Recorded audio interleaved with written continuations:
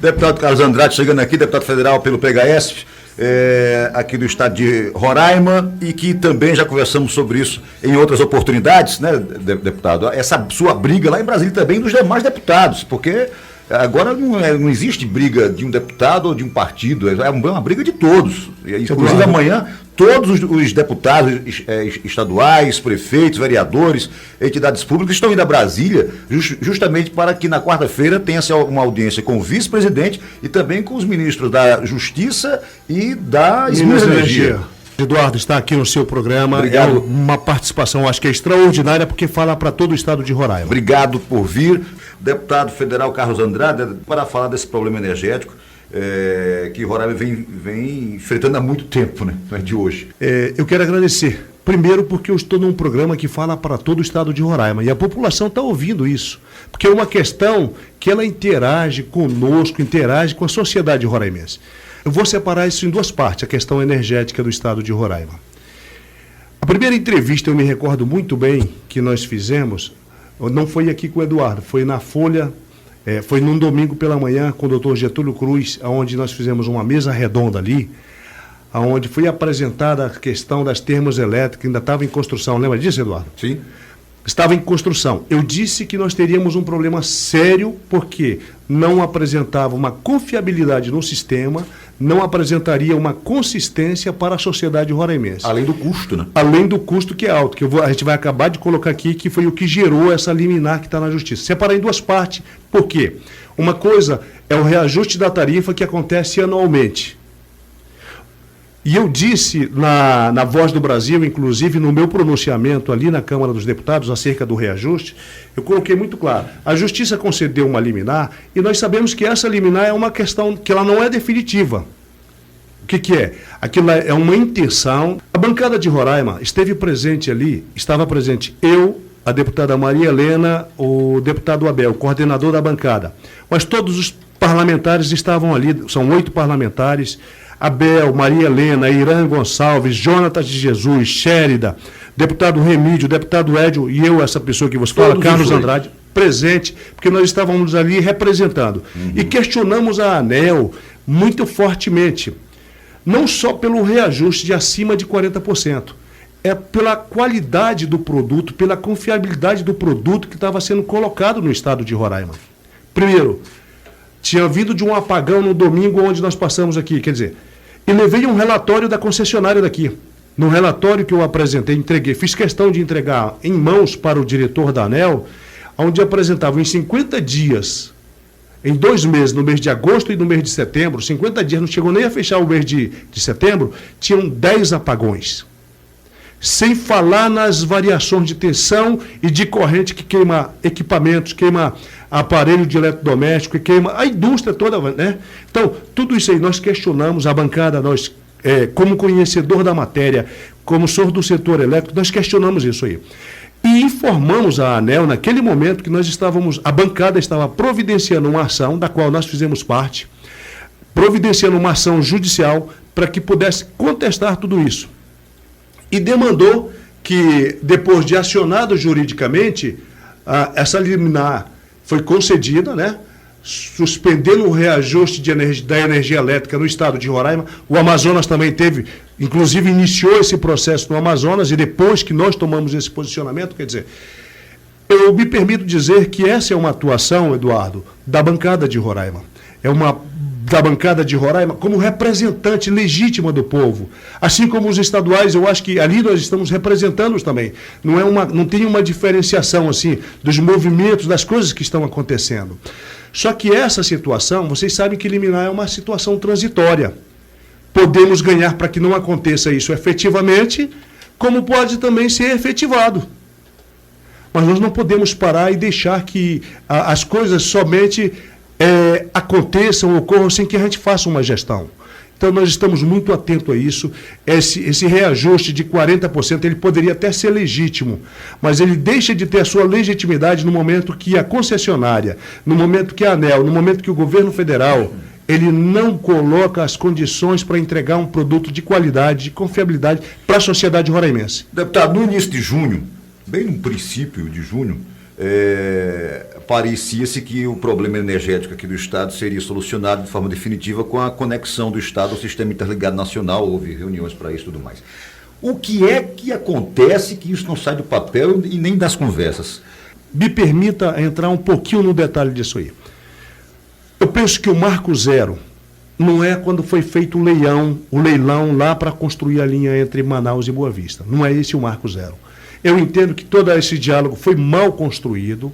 Eu já disse isso, inclusive, 2 semanas atrás no Ministério de Minas e Energia. Nesse momento, aquela reunião que aconteceu dia 1º de outubro, que logo depois eu vim aqui no seu programa, Eduardo, sim, a gente está mantendo a sociedade, a população toda com conhecimento de causa. Estou vindo aqui agora, acabei de falar com o diretor da FUNAI, tá? Porque tem informações da semana passada, então a gente está acompanhando, eu estou acompanhando esse processo de muito perto. Primeiro porque eu conheço todo o segmento do Ministério de Minas e Energia e fiz uma relação muito forte com o pessoal da FUNAI. Só que essa coisa ela não pode ser construída de qualquer jeito. Então eu acho que todos os envolvidos no processo, eles precisam ser ouvidos e precisam ser... Só que nós perdemos muito tempo nisso aí. E o que está acontecendo nesse exato momento, só para que a gente tenha uma clareza nisso. Semana passada, eu e a deputada Maria Helena, nós estivemos no Ministério de Minas e conversamos com o secretário executivo do Ministério de Minas e Energia. Foi delegado pelo ministro o Eduardo Barata, seu xará, foi delegado pelo ministro para que ele coordenasse um grupo de trabalho para fazer a proposição, para buscar o entendimento nisso. Esse grupo de trabalho foi constituído, fizeram várias reuniões, desde o dia 1º de outubro, quando aconteceu a reunião na reserva Waimeri Atuari. O grupo de trabalho consolidou uma proposta e já foi encaminhado na FUNAI a semana passada. Se não me falha a memória, na quinta ou foi na sexta-feira. Já falei com o pessoal da FUNAI, com o diretor da FUNAI, tá? Eles acusaram o recebimento da proposta. E essa proposta ela está sendo analisada para ver o que falta para ter um entendimento. Então, quer dizer, esse material da construção da linha está sendo ouvido todo mundo, de modo que está evoluindo nesse campo para a construção, entendeu? Para quem não sabe, o deputado Carlos Andrade foi diretor administrativo, foi presidente da Boa Vista Energia, não é? Os últimos 9 anos a gente passou ali, e desses 8 anos agora, que a gente estava na Eletronorte em Brasília, assessorando a diretoria de operação. Então conheço toda essa matéria. No diálogo que eu tive com o diretor da FUNAI, o doutor Arthur, que inclusive esteve aqui naquela audiência pública, que nós provocamos aquela audiência pública, ele me disse, eu pedi a ele, quais são os pontos que não estão sendo contemplados na proposta que veio do Ministério de Minas. Por favor, monta uma planilha, gostaria de fazer uma reunião, gostaria de provocar uma reunião, o que não tiver contemplado para a gente colocar na mesa, porque eu entendo que o diálogo ainda é a força de qualquer construção.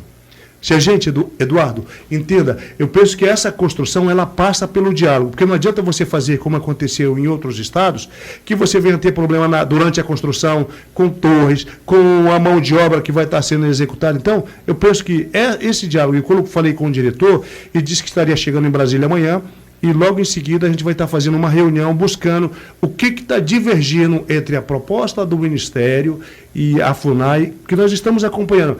Ora falamos no Ministério, ora falamos na FUNAI, falamos com o indigenista, buscando a construção dessa solução. Então, por isso que eu digo, é importante vir no teu programa aqui, gosto de vir aqui, fico muito em casa, fico muito à vontade de vir falar no programa Cidade em Ação. Olha o título do programa, Cidade em Ação. É por isso que eu venho nivelar essas informações, porque nós estamos acompanhando. E é uma resposta à sociedade. O senhor, como um profundo conhecedor, passou pela... Boa Vista Energia, Eletronorte, né? Isso. Enfim.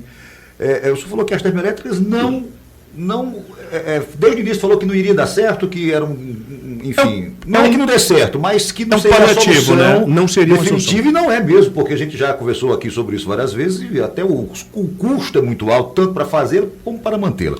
Mas se não fossem as termoelétricas, os apagões iriam estar ocorrendo com mais frequência, ou eu estou enganado?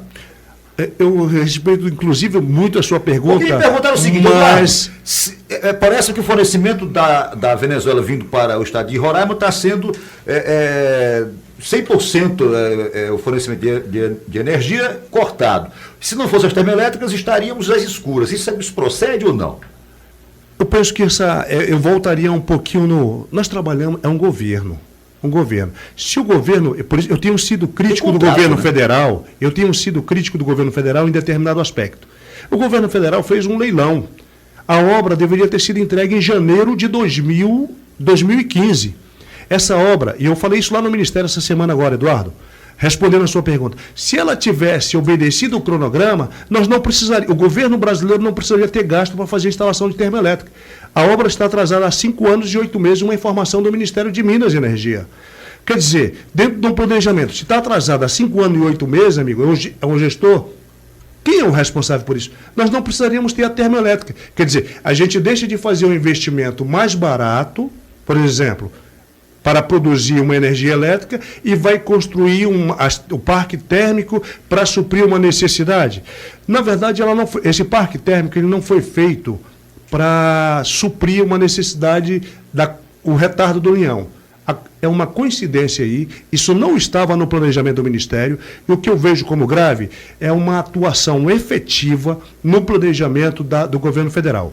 A falta de respeito com o estado de Roraima, com a população roraimense. E nós não mereceríamos passar por isso. As termoelétricas hoje, elas são um bem necessário para que a população não tenha uma energia. E nós vamos pagar uma energia de qualidade duvidosa, ruim, né? Que falta na hora que você menos espera. Então, quer dizer, porque alguém não executou um planejamento que foi feito, que a obra deveria ter sido em janeiro de 2015.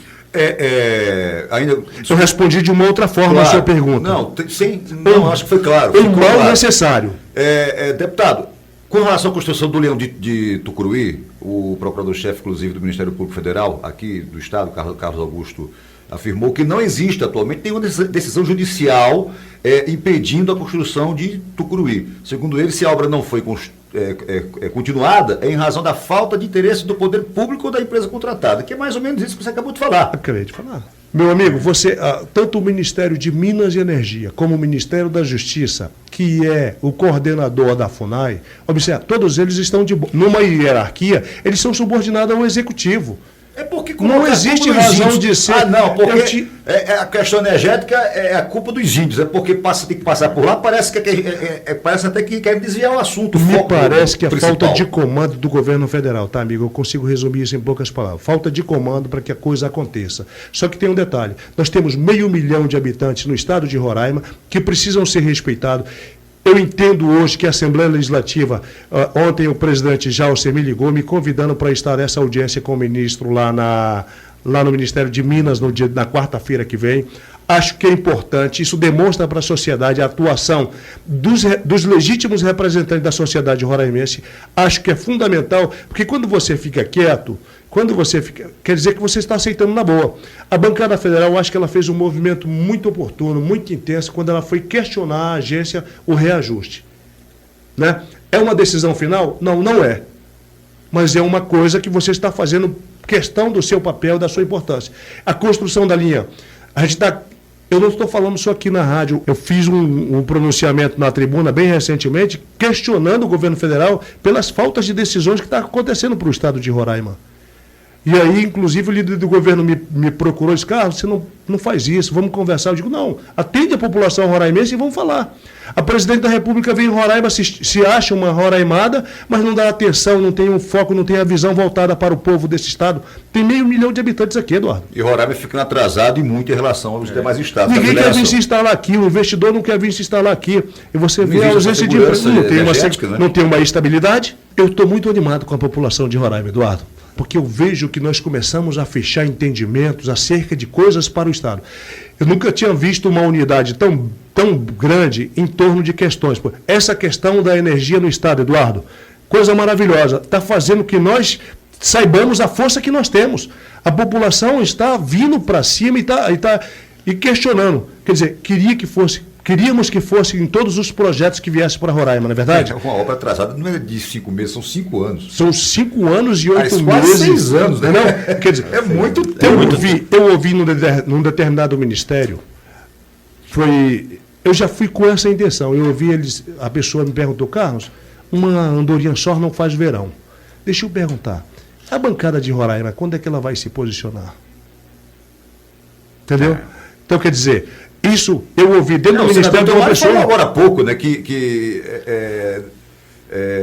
Roraima é o único estado, né, que não é interligado. Não é todo mundo interligado sabe, ao sistema. mas que a conclusão do Leão de Tucuruí, em sua avaliação, vai contra os interesses de oligarquias do Estado, segundo o senador Telmário.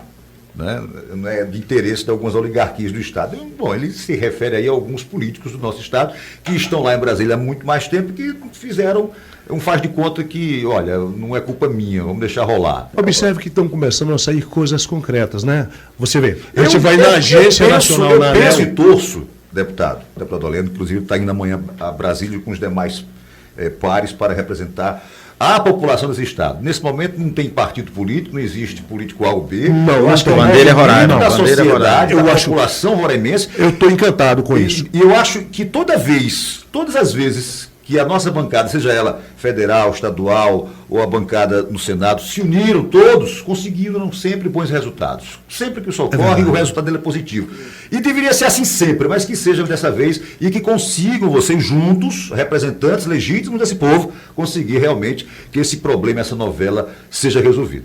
Depois dessas das últimas 3 semanas, eu confesso a você, eu estou começando a ficar mais encantado com a população, com esses índios e com aquelas pessoas que escolheram Roraima para morar. Olha, muito Deputado obrigado. Carlos Andrade, muito obrigado. Grande abraço, deputado Carlos Andrade, até uma próxima oportunidade. Obrigado, Eduardo. Muito obrigado a todos os ouvintes. Muito obrigado por nos permitir falar a essa população que tem carência de nivelação, de nivelamento dessas informações que a gente traz aí quentinha para todo o povo de Roraima.